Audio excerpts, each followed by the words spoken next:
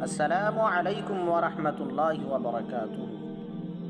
معزز سامعین کرام، یاجوج ماجوج کی دیوار میں سوراخ ہونا بخاری شریف کی ایک روایت ہے جس کو ام المؤمنین حضرت زینب بنت جحش رضی اللہ عنہا فرماتی ہے کہ آپ صلی اللہ علیہ وسلم اچانک نیند سے بیدار ہو گئے، چہرہ مبارک لال ہو رہا تھا اور آپ صلی اللہ علیہ وسلم یہ فرما رہے تھے، اللہ تعالیٰ کے سوا کوئی عبادت کے لائق نہیں ہے، عربوں کے لیے بڑی خرابی ہے، ایک خطرناک فتنہ اور برائی عربوں کے قریب آ رہی ہے۔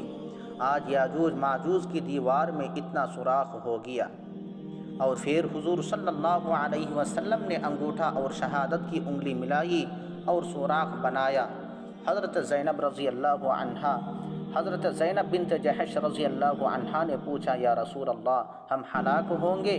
حالانکہ ہم میں نیک لوگ بھی ہوں گے۔ آپ صلی اللہ علیہ وسلم نے ارشاد فرمایا، ہاں، جب بے حیائی عام ہو جائے گی۔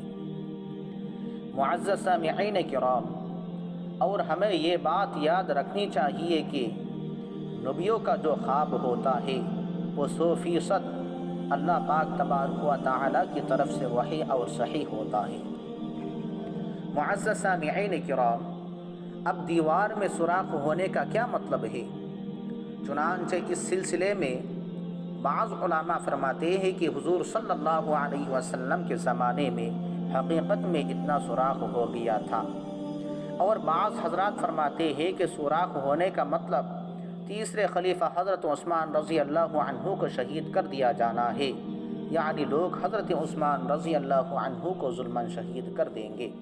اور بعض علماء یہ فرماتے ہیں کہ اس کا مطلب یہ ہے کہ بڑے بڑے فتنے آئیں گے، یعنی ایسے فتنے آئیں گے جو عربوں کی طاقت کو ختم کر دیں گے، اور تاتاریوں نے آ کر عربوں کی بڑی طاقت کو ختم کر دیا تھا، اور آج جو حال ہے وہ بھی ہمارے سامنے ہے۔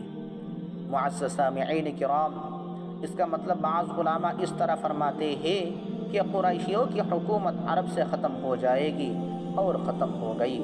بعض نے کہا کہ وہ دیوار اب کمزور ہو گئی، مضبوطی کی مدت اب ختم ہو گئی۔ معزز سامعین کرام، یاجوج ماجوج کس خاندان سے تعلق رکھتے ہیں؟ یہ یاجوج ماجوج کس قوم کے لوگ ہیں؟ پہلی بات یہ سمجھنی چاہیے کہ یہ انسانوں ہی کی اولاد ہے۔ تھوڑی سی دنیا کی تاریخ سمجھو گے تو یہ یاجوج ماجوج کی نسل بھی سمجھ میں آ جائے گی۔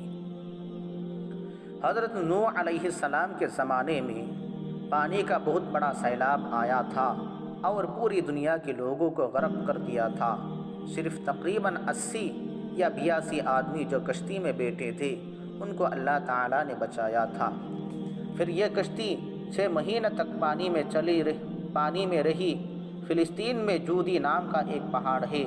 6 مہینے کے بعد اس پہاڑ پر جا کر حضرت نوح علیہ السلام کی کشتی رک گئی۔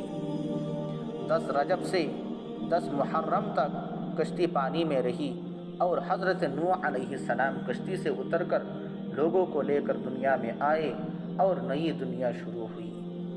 کہتے ہیں کہ حضرت آدم علیہ السلام سے لے کر حضرت نوح علیہ السلام تک طوفان میں دنیا کے انسانوں کا ایک طبقہ ختم ہو گیا۔ حضرت نوح علیہ السلام کے ساتھ تقریباً 82 آدمی کشتی میں تھے، ان میں سے بھی کسی کی اولاد نہیں چلی، سب دنیا سے چلے گئے۔ صرف حضرت نوح علیہ السلام کی ہی اولاد دنیا میں چلی، اور اس وقت دنیا کے تمام انسان حضرت نوح علیہ السلام کی اولاد ہیں۔ حضرت نوح علیہ السلام کے 4 بیٹے مشہور ہیں۔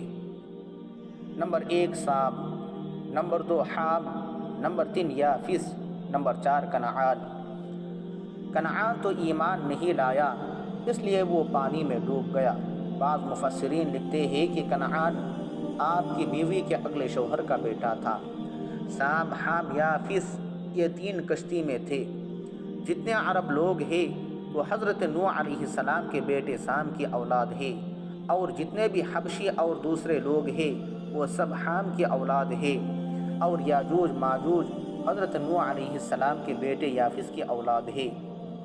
حضرت قتادہ رحمۃ اللہ علیہ سے منقول ہے۔ قصص القرآن میں ہے وَيَاجُوجُ وَمَاجُوجُ قَبِيلَتَانِ مِنْ وَلَدِ یافس ابن نوح، جس کا ترجمہ یہ ہے یاجوج ماجوج دو قبیلے ہیں جو یافس ابن نوح کی نسل سے ہے۔